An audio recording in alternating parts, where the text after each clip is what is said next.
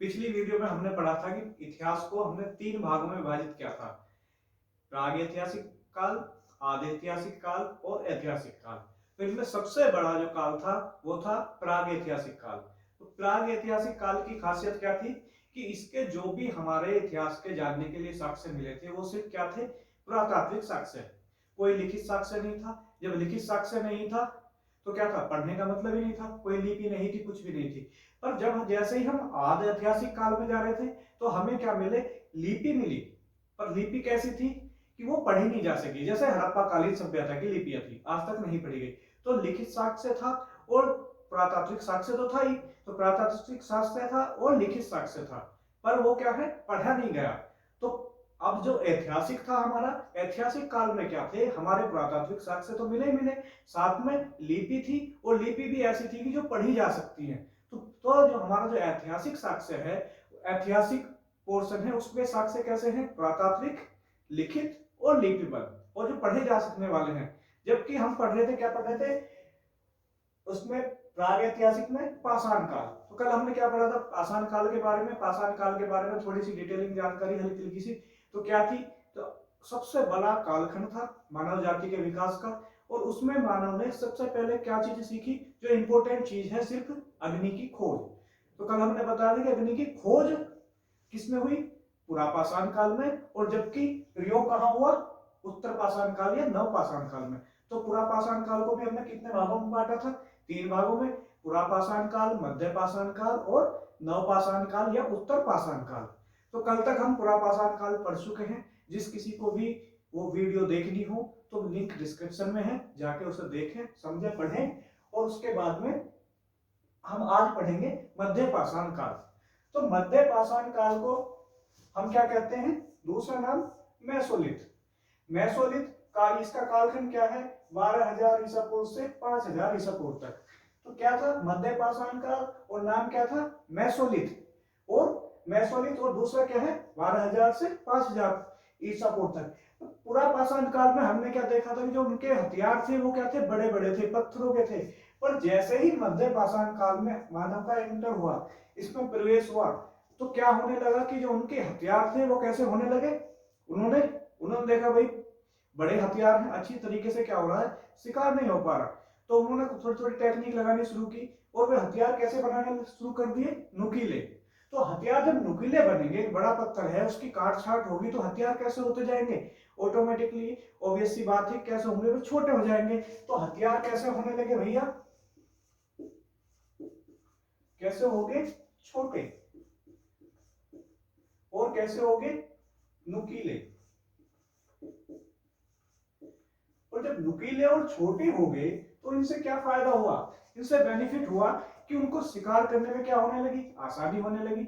जो कि पुरापाषाण काल में वो क्या किस तरीके से शिकार कर रहे थे कि एक बड़ा झुंड क्या था, जानवरों को घेरता था, उसके ऊपर पत्थर डाल दिए और उस तरीके से शिकार हो रहे थे। पर जैसे ही हथियार इनके छोटे हुए, नुकीले हुए, तो क्या हुआ, ये हथियार कैसे हो गए, पहले वाले के मुकाबले घातक होने लगे।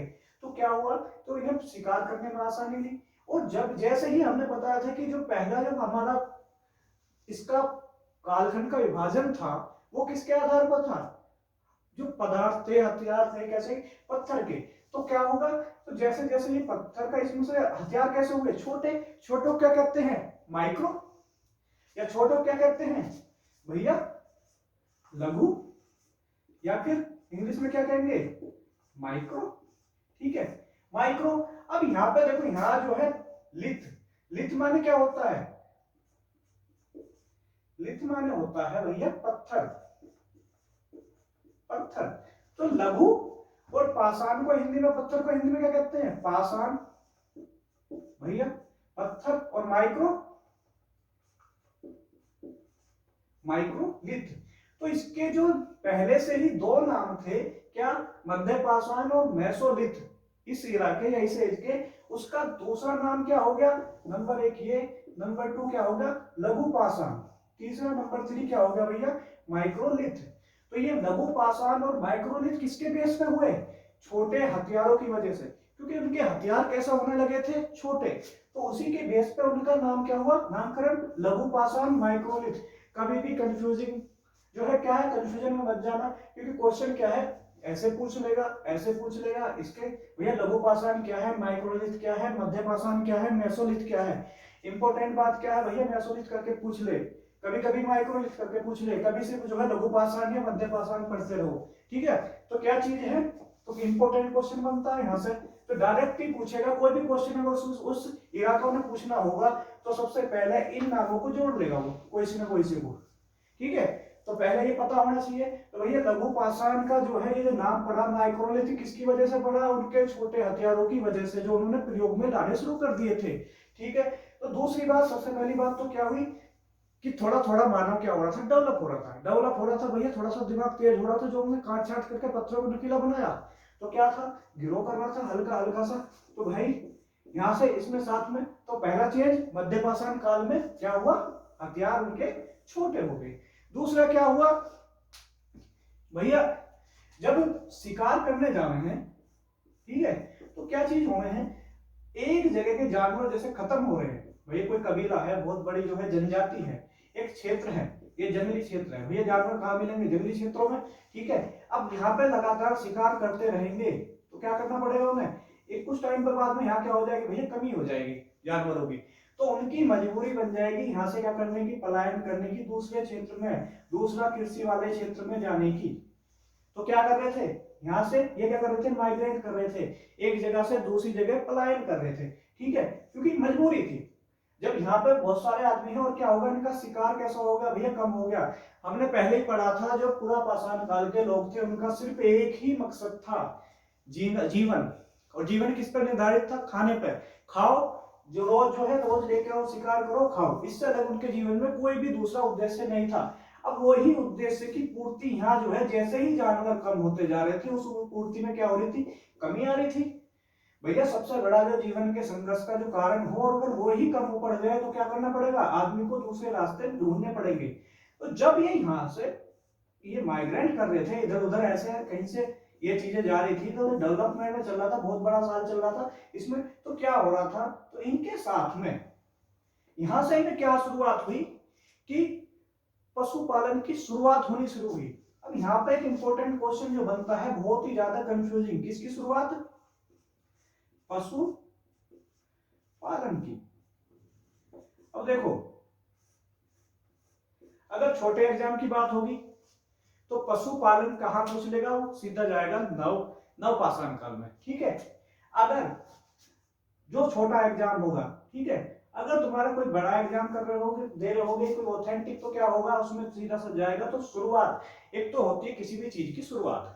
अब यहाँ पे क्या चीज होती है कि पशुपालन की शुरुआत होनी शुरू हो गई थी कहाँ, मध्य पाषाण काल के अंत में आते आते 12,000 से जैसे जैसे 5,000 के पास आए, तो यहाँ से क्या स्टार्ट हुआ भैया, पशुपालन।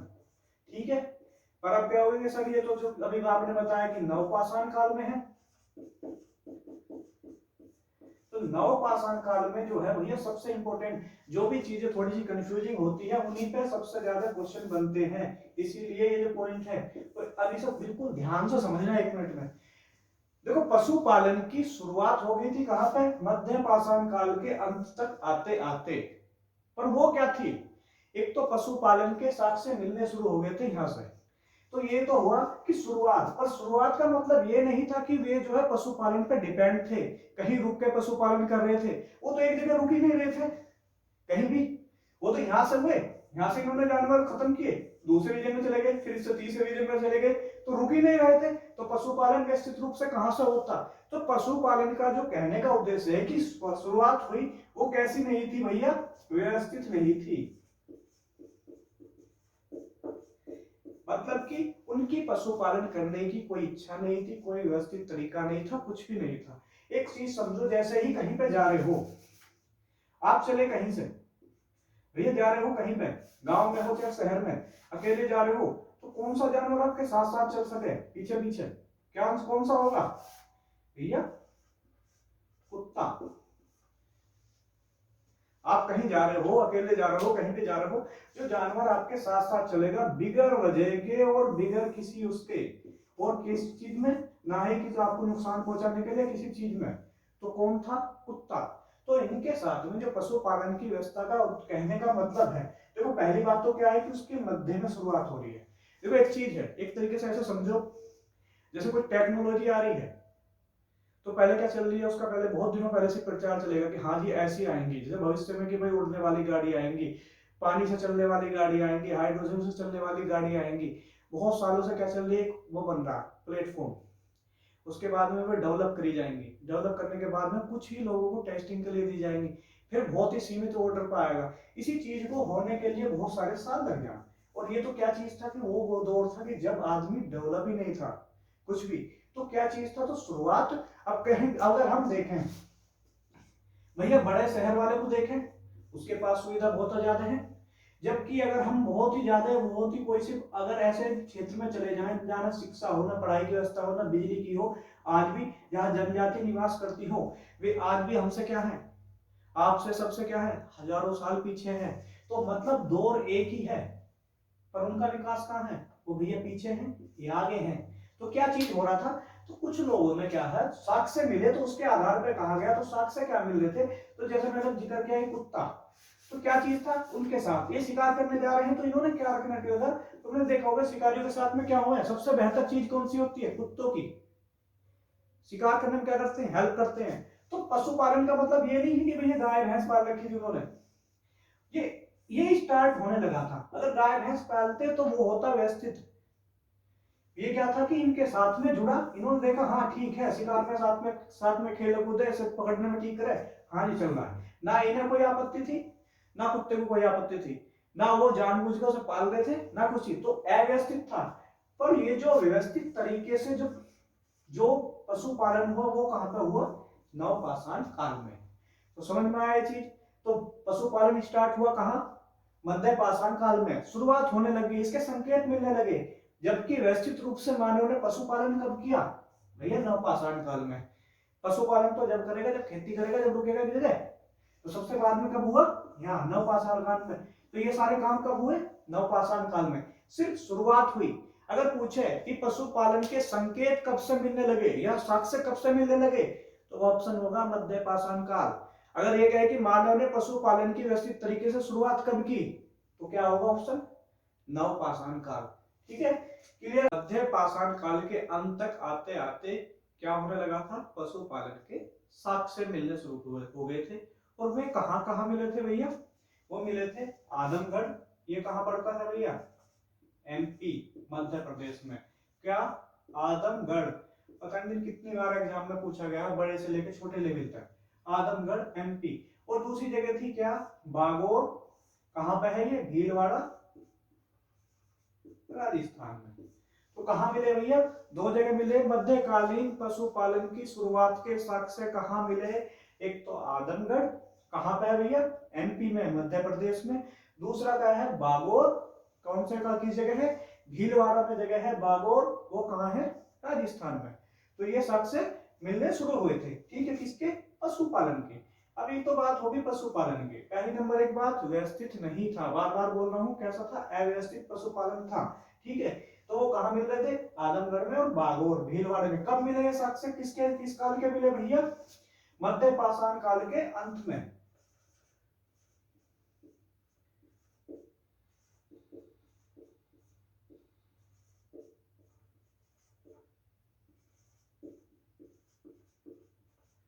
ये क्या थे, कहां के थे, मध्य पाषाण काल के अंत के।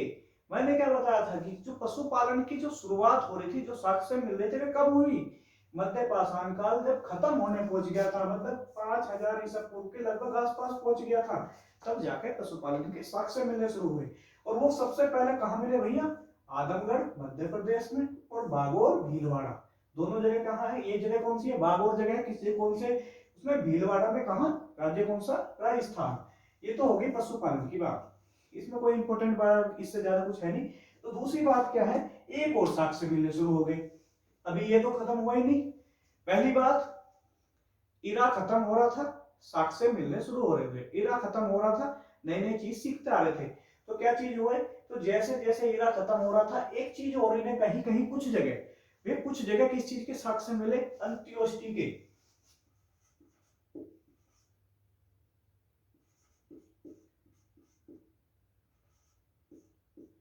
भैया अंत्योष्टि किसे कहते हैं, दाह संस्कार। ठीक है, अब एक बात बताओ, अंत्योष्टि जो है, जब शुरुआत में मानव मतलब कि आदमी का जो है दाह कर्म होता है सब चीज में, तो क्या चीज होगा, किस तरीके से दफनाते होंगे, जलाते होंगे, क्या करते होंगे शुरुआत में, भैया कुछ भी उपलब्धि ही नहीं उनके पास में, कोई ऐसा चीज नहीं था, तो क्या चीज हुआ होगा, देखा पहले तो क्या काम करे थे शुरुआत में, तो पूरा पाषाण काल में तो वे खुद ही मार के मरे हो को खा जा रहे थे उस चीज में, क्योंकि उनका पर्पज क्या था, सिर्फ जीवन का खाना खाना। मध्य पाषाण काल में जैसे जैसे माइग्रेट कर रहे थे, क्या चीजें हो रही थी कि इन्होंने देखा कहीं भी, जैसे कि किसी गुफा में के नीचे शरण ली और दब गए, आंधी आया, तूफान आया, कुछ चीज हुआ तो वहां दब गए, उन्होंने देखा भाई हाँ ठीक है, इसी चीज में मिट्टी में दब गए, ना बदबू आ रही, ना कुछ हो रही, ना कुछ, काम खत्म। ठीक है, तो क्या चीज कहा, क्या कर रहे थे, अंत्योष्टि कैसे कर रहे थे, किस तरीके से शुरुआत हुई, उन्होंने देखा हाँ ठीक है, सही है, मामला खत्म हो रहा है, तो किस चीज में, एग्जाम्पल क्या है, बुर्ज होम। बुर्ज होम में कहां से लिया गया, ये अंदाजे कहां से लगाए गए, जैसे बुर्ज होम में क्या मिले थे भैया, मानव कंकाल मिला था, उसके साथ में कुत्ते का कंकाल मिला था। मैंने कुत्ते की बात बताई कि कहां से, कि जो वेद बताया गया कि पशुपालन में क्या था, अव्यवस्थित था, कैसा था, कुत्ता, तो क्या चीज थी, इसी चीज में वहां पे जब बुर्ज होम में, हम नवपाषाण काल में पढ़ेंगे आगे जाकर अगली वीडियो में, तो क्या था, बुर्ज होम में क्या थे, एक मानव कंकाल मिला था और उसके साथ में कुत्ते का, कहां थे, एक गुफा में। तो जैसे ही मान लो कि कहीं पे भी माइग्रेट कर रहे थे, कहीं पहाड़ भी आए होंगे, कुछ चीज हुई होंगी, बारिश आ रही, तूफान आ गए, ओले आ गए, तो कहाँ बचेगा आदमी, किसी गुफा में, क्यों घर बनाना तो जानते नहीं थे वे, कहीं रुकना ही नहीं था, तो कहाँ गुफा में जाके, और मान लो बाढ़ की या बारिश की वजह से वो गुफा ढह गई, तो वो कैसे हो गए, वहीं पर दफन हो गए। तो सबसे पहले अंत्योष्टि की जो शुरुआत की कहा गई कि शुरुआत के साक्ष्य मिलने लगे, तो वो क्या थे, प्रॉपर तरीके से नहीं थे, बस जिसका जिसके सामने घटना होगी उसने शुरू कर दिया ये काम करना, अब बाकियों के सामने घटना नहीं हो रही तो वे क्या है, वे नहीं कर रहे, तो क्या चीज हो रही थी, धीरे धीरे वो चीजें स्टार्टिंग हो रही थी, किसकी, अंत्योष्टि के साक्ष्य कहां मिले भैया, तो तीन, ये क्या है, सबसे पहले अंत्योष्टि के साक्ष्य कहां मिले, भाई अंत्योष्टि को कैसे पता पड़ेगा, अगर तुम्हें मध्य पाषाण काल में अंत्योष्टि के तुमने पता करा कि भाई हाँ कोई कोई आदमी दफनाया गया है, तो दफनाए हुए की कुछ ना कुछ तो हड्डी फॉसिल्स के रूप में मिलेगी। ठीक है, तो अंत्योष्टि के साक्ष्य क्या थे कि नर कंकाल मिलने शुरू हुए, किस तरीके से, एक तो नर कंकाल ऐसा हो गया भी पड़ा है कहीं भी, व्यवस्थित तरीके से दफनाए हुए, कि जैसे किसी को समाधि में या किसी उसमें दफनाने की प्रक्रिया करी जाती है, इस तरीके से मिलने शुरू हुए। तो कहा था भैया, महदहा इंपॉर्टेंट है भैया, मोस्ट मोस्ट मोस्ट इंपॉर्टेंट, महदहा कहां पे है भैया, ये प्रतापगढ़, प्रतापगढ़ कहां है भैया, यूपी में। ठीक है, यहाँ पे मिले, दूसरे ही प्रतापगढ़ के पास में ही जब ये उत्खनन हुआ महदहा में, तो प्रतापगढ़ के पास में ही दूसरी जगह कौन सी थी, दमदमा।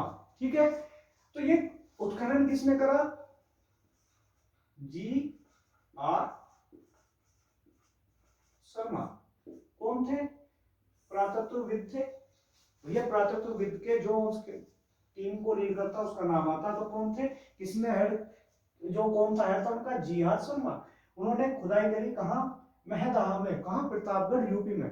तो जब वहां पे देखा, खुदाई करी और वहां पे उन्हें मिलने शुरू हुए, क्या मिले, कि भाई कुछ चीजें किस मिलनी शुरू हुई, कैसे, हड्डी और सींगों से निर्मित क्या थे, आभूषण और उपकरण, कैसे थे, क्या मिला इन्हें यहाँ पे,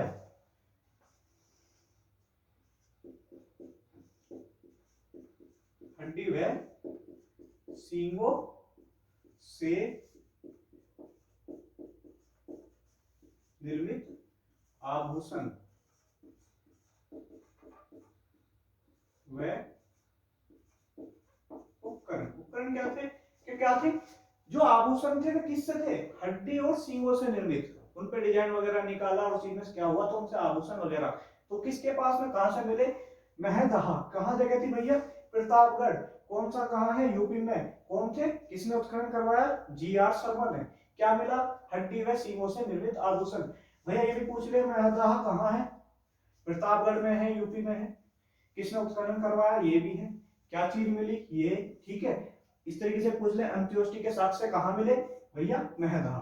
ठीक है, अब प्रतापगढ़ में जब देखा तो उसके थोड़ी सी दूरी 15 किलोमीटर के आसपास ही प्रतापगढ़ के इस जगह के दूसरी जगह कौन सी थी, दमदमा। तो भैया ये भी कहां है, प्रतापगढ़ के पास में, यूपी में, ठीक है। तो यहाँ दूसरी जगह, तो जब यहाँ पे मिला तो यहाँ पे हुआ, तो यहाँ ये भी प्रतापगढ़ में ही है, दोनों के बीच की दूरी क्या है 20-25 किलोमीटर। तो जब एक जगह से मिला तो दूसरी जगह से भी मिलना शुरू हुए, वहां पे खुदाई करवाई गई। तो भैया वहां एक चीज और मिल गई, ठीक है, कि एक कब्र मिली,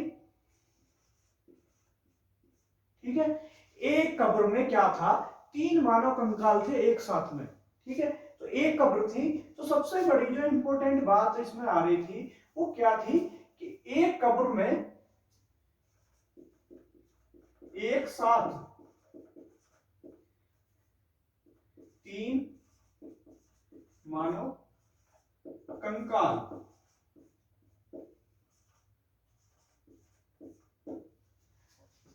तो दमदमा महदहा में तो क्या हुआ, महदहा में तो क्या मिला था कि तुम्हें हड्डी और सींगों से निर्मित आभूषण उपकरण।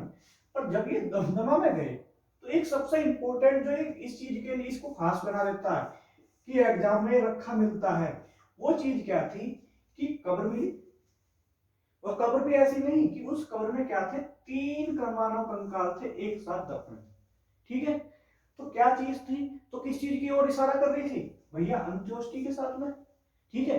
कि तो सबसे इंपॉर्टेंट है याद रखना कि भैया ये पूछा जाए कि 3 मानव कंकाल एक कब्र में कहां से मिले, या कब्र में मानव कंकाल कहां से मिले 3 एक साथ में, तो वो कहां से मिले भैया, दमदमा में। सबसे इंपॉर्टेंट जो इसकी खासियत बात थी ये। अब एक तो होगी भैया नंबर 1 बात इसकी, कैसे प्रतापगढ़ में है दमदमा, क्या मिले कब्र में एक साथ 3 मानव कंकाल। सेकंड जो इसकी इंपॉर्टेंट बात क्या थी भैया, 5 कब्र अलग अलग और मिली। अब यहां तो इस कब्र में तो क्या थे, एक साथ 3, इन 5 कब्रों में क्या था, एक एक, मतलब कि 2-2 मानव कंकाल थे 5 कब्रों में अलग अलग। तो ये इन्होंने पूछेगा कैसे, कैसे नहीं पूछेगा कि भाई इसमें से, तो ये क्या पूछता है कि 5 अलग अलग मानव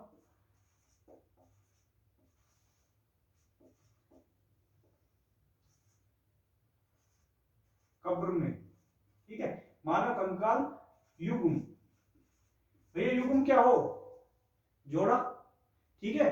कभी कंफ्यूज हो क्या होगा, मानव कंकाल कहां मिले, 5 अलग अलग कब्रों में 2-2 के जोड़े से, मतलब कि 2-2 युग्म में, पेयर में क्या थे, मानव कंकाल मिले, ठीक है। तो ये चीज होगी। तो भैया महदहा की इंपॉर्टेंस क्या है, जी.आर. शर्मा ने उत्खनन करा, क्या मिला, हड्डी व सींग से निर्मित आभूषण। दमदमा उसी से 25 किलोमीटर 20-25 किलोमीटर दूर है, दोनों जगह कहां है, प्रतापगढ़, दोनों जगह कहां है भैया, यूपी में। वहां से क्या मिला, एक पहली बात, एक कब्र में एक साथ 3 मानव कंकाल दफन थे, ठीक है। फिर दूसरी बात हुए उत्साहित हुए और खुदाई हुई तो क्या चीज हुआ कि 5 कब्रें मिली, और उनमें क्या थे, 2-2 मानव कंकाल एक साथ दफन थे, एक एक साथ, हर कब्र में 2 मानव कंकाल, ठीक है। तो भैया ये चीज होगी। अब आता है सराय नहार राय, भैया उसी के लगभग थोड़ी बहुत दूर में ही है। तो सराय नहर राय ये भी क्या है, यहाँ पे क्या मिला, यहाँ जो हमें चीज मिली, यहाँ सबसे चीज तो यहाँ हुए, जो हमारी कब्रें थी वे कैसी थी, समाधि में। समाधि में क्या थे कि यहाँ पे क्या था, समाधि के रूप में। तो ये चीज है, पूछ लिया जा भैया समाधि के रूप में कब्रें कहाँ मिली, सराय नहर राय में। वहां पे क्या मिले भैया, एक ही समाधि में 4 मानव कंकाल एक साथ, भैया 3। अब इस पर कंफ्यूज मत होना कहीं भी, 3 कहां मिले, एक कब्र में दमदमा, कहां प्रतापगढ़, और युग्मों में 5 कब्र कहां मिली, युग्म में 2-2 जोड़े वाली, वो भी दमदमा। महदहा में क्या नाम सेम से है, महदहा दमदमा, जब तुम सीधा सा याद भी कर लोगे, दोनों से जुड़े हुए कहां से भैया, प्रतापगढ़ से, राइमिंग बन गई है दोनों में, ठीक है। तो कहां है, यूपी में। और एक क्या यहाँ पे क्या मिला, हड्डी और सींगों से निर्मित आभूषण। अब आती है बात किसकी, सराय नाहर राय की। तो यहाँ पे कैसे मिली भैया, समाधि टाइप, और वहां पे क्या हुए, 4 मानव कंकाल एक साथ मिले, ठीक है, एक साथ दफन, एक ही, यहाँ इसमें से क्या थे, समाधि के रूप में क्या थे, एक साथ 4 मानव कंकाल, ठीक है। तो ये सारी जो घटनाएं थी, ये जो घटनाएं हुई ये सारी, तो ये किस ओर को इशारा कर रही थी? ये सारे ये जो क्षेत्र थे किसके थे? मध्य पाषाण काल के। रोबी मध्य पाषाण काल जब अंत हो रहा था, ठीक है, तो ये चीज किस ओर को इशारा कर रहे थे भैया? अंत्योष्टि की तरफ को। कि मानव ने क्या करना शुरू कर दिया था, क्या सीख लिया था कि अंत्योष्टि करनी सीख ली थी। तो अंत्योष्टि शुरुआत में कैसे हुई? आग में जला के नहीं हो रही थी, किसी चीज में नहीं हो रही थी, क्या थी? जमीन में दफन करके। ठीक है, तो अंत्योष्टि के संकेत साक्ष्य कहाँ मिले? तो आंख बंद करके लिखा दो, मैदा, दमदमा, सराय, नाहर, राय, कोई सा भी हो जाए, ठीक है इसमें से। और देश में क्या मिल रहे थे? ये सब सारी चीज क्लियर होगी। लेखिया, ये कहां था? मिर्जापुर। ये मिर्जापुर कहां जगह है भैया? यूपी में, चुनाव चल रहे सबको पता होगा, ठीक है। तो लेखिया कहां है? मिर्जापुर, यूपी में, ठीक है। तो यूपी में जब यहाँ पे उत्खनन किया, अभी तुमने देख रहे थे भैया, जो मैदा था उसमें क्या थे? हड्डी सींग के नियमित मिल रहे थे। दमदमा में क्या मिल रहा था भैया? एक जगह तुम्हें कितने मिले? 3, और 5 कब्रों में 2-2। सराय, नाहर, राय में क्या मिला भैया? इसमें क्या मिले? समाधि के रूप में एक साथ में 4 मानव कंकाल। पर भैया लेखिया ने हद कर दी, मतलब बढ़ते जा रहे थे। तो इसका क्या रिकॉर्ड है भैया? सर्वाधिक मानव कंकाल एक साथ।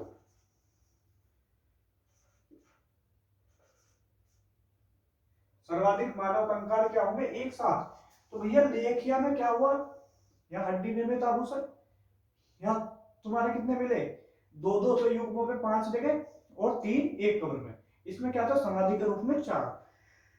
पर लेखिया में क्या था? मिर्जापुर में सर्वाधिक मानव कंकाल एक साथ। तो क्वेश्चन डायरेक्ट पूछा जाता है भैया, सर्वाधिक मानव कंकाल कहां एक साथ कहां पे मिले? वो मिले लेखिया, मिर्जापुर में। लेखिया, मिर्जापुर में।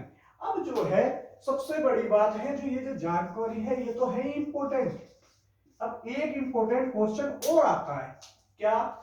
कि भैया एक बुक है बहुत प्रसिद्ध, कौन बुक है? तो उस बुक में क्या चीज होती है कि जहां भी तुम्हारे मानव कंकाल से रिलेटेड या अस्थियों से रिलेटेड जो भी जानकारी है, जो भी अब तक उत्खनन हुए इंडिया में, वो सारे क्या है उस पुस्तक में डिटेल में क्या है दिए हुए हैं। और इन सबकी जानकारी है, ऑथेंटिक बुक है। तो ऑथेंटिक बुक है, उसकी सारी जानकारी है, तो क्या चीज है भैया? वो क्वेश्चन के लिए इंपोर्टेंट हो जाए, हर जगह कभी पूछ ले।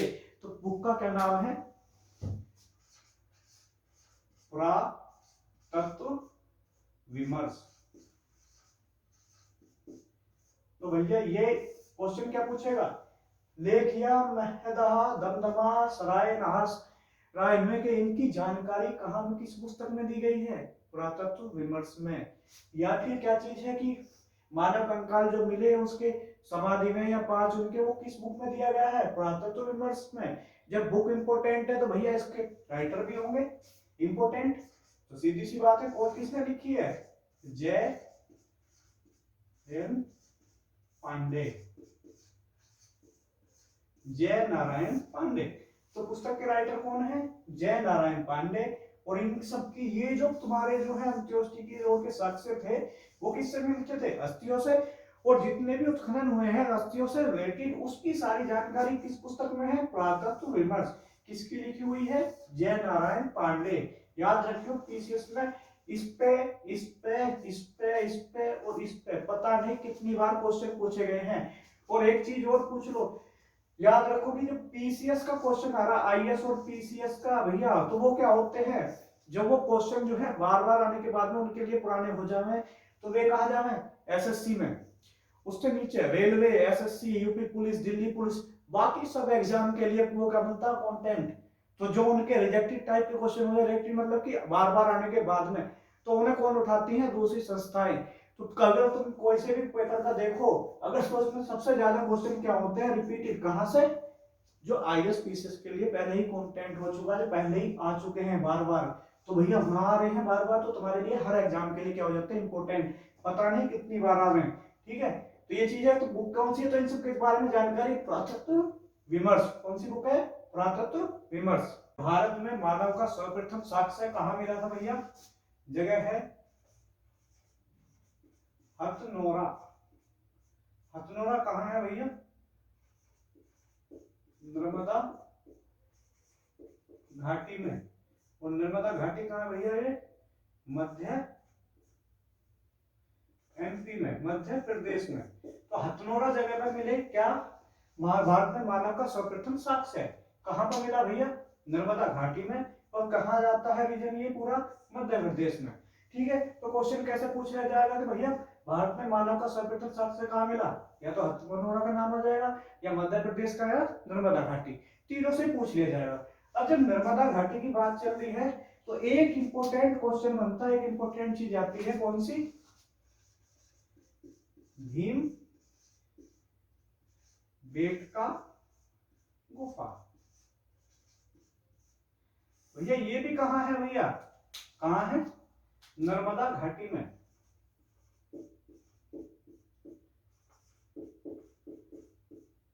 नर्मदा घाटी में है। कहाँ पे होती है भैया? दूसरी जगह अभी बताया। नर्मदा घाटी कहाँ है भैया तुम्हारी? मध्य प्रदेश में। और ये कहाँ आती है? तो मध्य प्रदेश की जगह कौन सी है? रायसेन। रायसेन जिला के अंतर्गत। और कहां पर आती है भैया? मध्य प्रदेश में। तो भीमबेटका मोस्ट इंपोर्टेंट है भैया, ये चीजें बार बार क्वेश्चन में पूछा जा रहा है। तो ठीक क्या है? यूनेस्को ने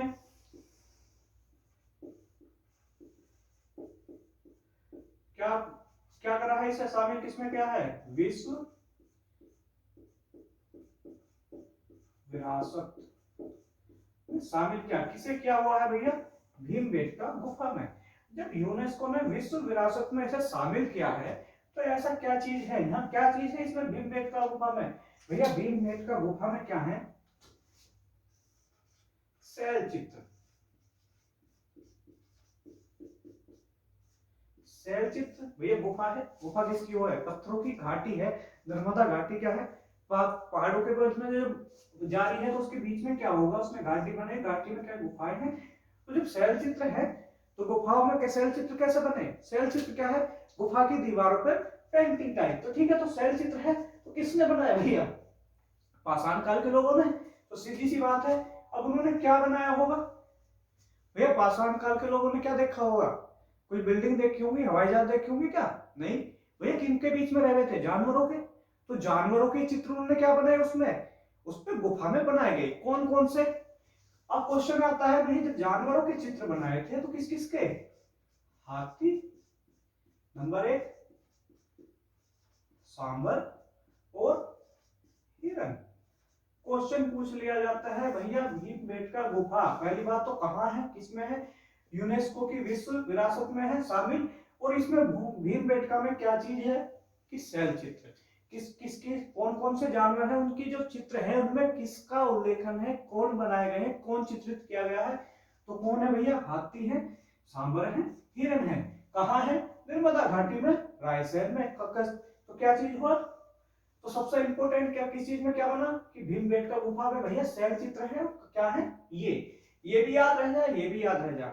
दिक्कत कहाँ है? हाथी, सांबर, हिरन, इन चीजों में। ठीक है, तो सबसे बड़ी बात, अब जब ये सारी चीजें हो रही हैं तो देखो हमने बात करी, हम बात करते आ रहे हैं जब से पुरातत्व की कि भैया पुरातत्व ये क्या सारे जो है साक्ष्य क्या है? पुरातत्व।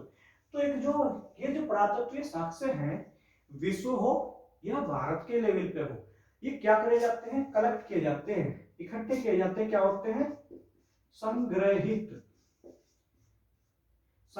किए जाते हैं। भैया जब संग्रहित किए जाते हैं तो कहां संग्रहित किए जाते हैं भैया? संग्रहालय। ठीक है, तो ये जो पुरातात्विक साक्ष्य हैं अलग अलग म्यूजियम्स में क्या होते हैं? संग्रह किया जाते हैं। जैसे जैसे अलग अलग हो भैया, ट्रेन म्यूजियम हुआ, डोल म्यूजियम हुआ, इस तरीके के हुए। कुछ भी चीज में कोई तो क्या होगा? तो यहाँ पे जो पुरातात्विक संग्रहालय होता है वो क्या करता है? संग्रह की चीजों करता है। जो पुरातात्विक मतलब कि खुदाई में जो चीजें मिलती हैं पुरानी प्राचीन, जिनसे इतिहास के बारे में जानकारी मिलती है, उन चीजों का संग्रह करता है। तो वे संग्रहालय बनते हैं। पुरातात्विक चीजें हैं ये क्या की जाती है? संग्रहित। तो विश्व में सबसे बड़ा पुरातात्विक चीजों का जो संग्रहालय है वो कहाँ पे है भैया? कोपेनहेगन। कहाँ है ये भैया? डेनमार्क। भैया कोपेनहेगन क्या है भैया? डेनमार्क की राजधानी है। ठीक है, तो विश्व का सबसे बड़ा पुरातात्विक संग्रहालय अगर क्वेश्चन पूछा जाए कहाँ होगा भैया, कोपेनहेगन में। तो जब विश्व में है तो भैया भारत में भी होंगे। तो भारत में सबसे पहले क्या चीज हुई, शुरुआत हुई भारतीय पुरातत्व सर्वेक्षण की। तो भारतीय पुरातात्विक सर्वेक्षण वो क्या होता है, आर्कोलॉजिकल सर्वे ऑफ इंडिया, भारतीय पुरातात्विक सर्वेक्षण। तो शुरुआत हुई। तो ये किस चीज के लिए क्वेश्चन आता है कि किस मंत्रालय के अधीन आता है। तो भैया ये सब चीज है पुरातात्विक किस चीज से जुड़ी हुई है, संस्कृति। तो किससे होगा, कौन से मंत्रालय से, संस्कृति मंत्रालय के अधीन। ठीक है। तो ये भी जो भी आर्कोलॉजिकल चीजें होती हैं ये कहाँ आएंगे, कौन से मंत्रालय में, मतलब केंद्र सरकार के कौन से मंत्रालय के अधीन आते हैं, तो ये आते हैं संस्कृति मंत्रालय के अधीन। तो भारतीय पुरातात्विक सर्वेक्षण कहाँ होगा भैया, ये भी कहाँ होगा, ये कब किसके अंदर में आएगा, सांस्कृतिक मंत्रालय के अधीन। जैसे इतिहास के जनक थे कौन थे, या इतिहास के पिता कौन थे, हेरोडोटस, पिछली क्लास में बताया था। इसी तरह भारतीय पुरातत्व विभाग जो बना उसके जो जनक किसे कहा जाता है भैया, वो थे अलेक्जेंडर कनिंघम। अलेक्जेंडर कनिंघम कौन थे,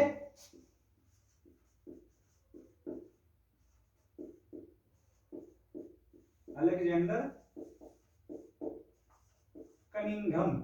आप सिर्फ इतना याद रख लो भैया, कनिंघम। ठीक है। तो कौन थे, पुरातात्विक विभाग के सबसे पहले जो इसके जनक, भारतीय पुरातत्व विभाग के क्या थे, ये कौन थे भैया, जनक। इन्हें क्या कहा जा रहा है, जनक। भैया जो जनक हैं तो सीधी सी बात है, जब पुरातात्विक विभाग बना होगा तो जो जनक है वही सबसे बड़ा हो रहा होगा। तो इसके प्रथम महानिदेशक भी कौन थे भैया, पुरातात्विक विभाग के प्रथम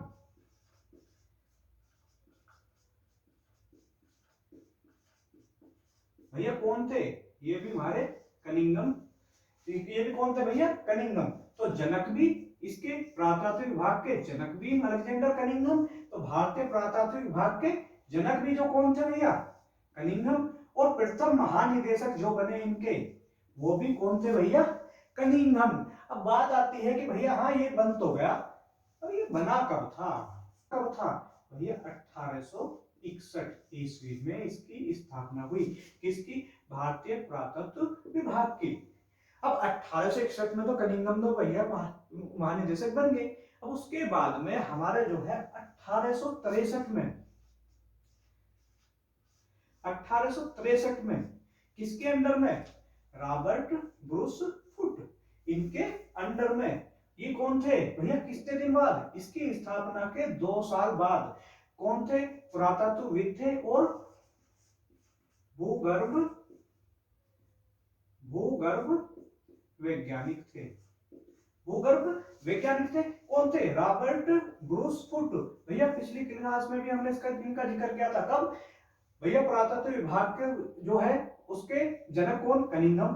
प्रथम महानिदेशक कौन, कनिंघम। कब बना, 1861 में। इसके बनने के 2 साल बाद 1863 में रॉबर्ट ब्रूस फुट ने, जो क्या थे, पुरातत्वविद और भूगर्भ वैज्ञानिक, उन्होंने क्या किया, भारत में पाषाण कालीन बस्तियों का क्या करा, उत्खनन की शुरुआत करी। पिछली कक्षा में भी हमने बताया, पिछली क्लास में भी किसकी शुरुआत की, जो पूरा पाषाण कालीन में जो बस्तियां थी, जो वे साइट थी, उनकी क्या करा, उत्खनन करवाया, उनकी खुदाई करवाई और उनमें से चीजों को इकट्ठा किया। अब जो क्वेश्चन है कि भैया पुरातत्वविद 2015 पीसीएस में आया था कि भैया रॉबर्ट ब्रूस फुट कौन है, पुरातत्वविद है, भूगर्भ वैज्ञानिक है, कौन चीज है। तो क्या चीज होगा, तो देखो एक चीज है, भूगर्भ वैज्ञानिक कौन होते हैं, जो जमीन के अंदर की लेयर के नीचे की, मतलब कि जो भूपर्पटी है उससे नीचे की चीजों की क्या करते हैं, उनकी वैज्ञानिक जांचें करते हैं। तो वो क्या होते हैं, भूगर्भ वैज्ञानिक। अब जो पुरातात्विक विद है, पुरातात्विक विद भी कहाँ करते हैं भैया, जो पुरातात्विक चीज होती है वे जमीन के ऊपर थोड़ी ना मिले, मिट्टी के अंदर दबी हुई मिलती है, कहीं भी, कहीं टीला है उस चीज में से उसकी खुदाई करेंगे उसके नीचे। तो पुरातात्विक विद भी क्या होते हैं, ये दोनों चीजें, जो भूगर्भ, ये पुरातात्विक विद होगा वो सीधी सी बात है भूगर्भ वैज्ञानिक भी होगा अपने आप में। तो दोनों चीजें क्या थी, तो क्या थे भैया, ये रॉबर्ट ब्रूस फुट, पुरातात्विक विद भी आ जाए तो भी सही है, भूगर्भ वैज्ञानिक के नाम से आ जाए तो भी सही है, क्योंकि क्वेश्चन पूछा गया है।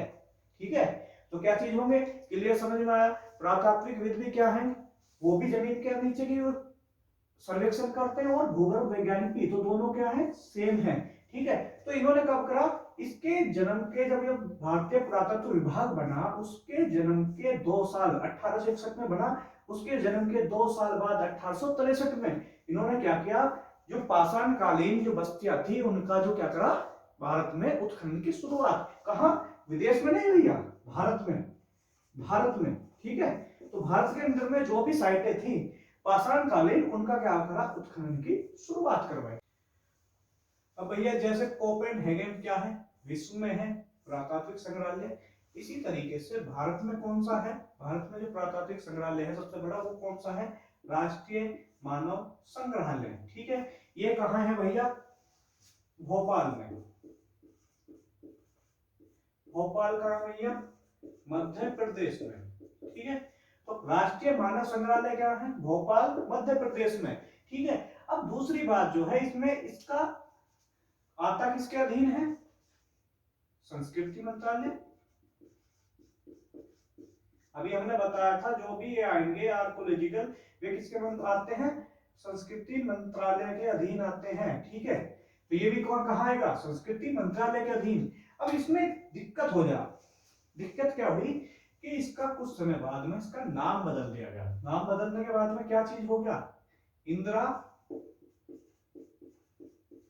गांधी,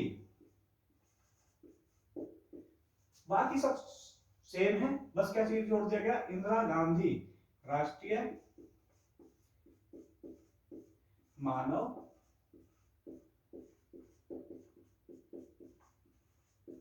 संग्रहालय।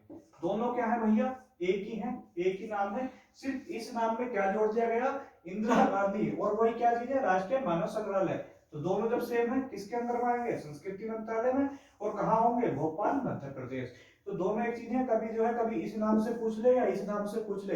पुराना नाम कौन सा है, राष्ट्रीय मानव संग्रहालय, और जो नया नाम क्या है भैया, इंदिरा गांधी राष्ट्रीय मानव संग्रहालय। कैसा संग्रहालय है, पुरातात्विक आर्कियोलॉजिकल चीजों का, पुरातात्विक वस्तुओं का संग्रहालय है। सबसे बड़ा भारत का सब पुरातात्विक वस्तुओं का संग्रहालय कौन सा है, राष्ट्रीय मानव संग्रहालय, और इंदिरा गांधी राष्ट्रीय मानव संग्रहालय। अब जो है हम, अब जितना चीजें क्या हुई कि भैया धीरे धीरे पशुपालन की शुरुआत होने लगी, धीरे धीरे वो क्या करने लगे, दाह संस्कार की प्रक्रिया की शुरुआत करने लगे। धीरे धीरे क्या हो रहा था, मानव और ज्यादा क्या हो रहा था, प्रगति कर रहा था। धीरे धीरे क्या चीजें होंगी, ये उनके हथियार कैसे हो रहे थे, नुकीले हो रहे थे, छोटे होते जा रहे थे, सारी चीजें थी। तो अब इसके बाद का जो युग है वो कौन सा है, नव पाषाण काल। इसे हम अगली नेक्स्ट वीडियो में पूरा करेंगे। तो हमारे चैनल को सब्सक्राइब करें, लाइक करें, शेयर करें, ताकि हम आपके लिए ऐसी ही वीडियो, इससे भी बेहतर बेहतर वीडियो उपलब्ध कराते रहें।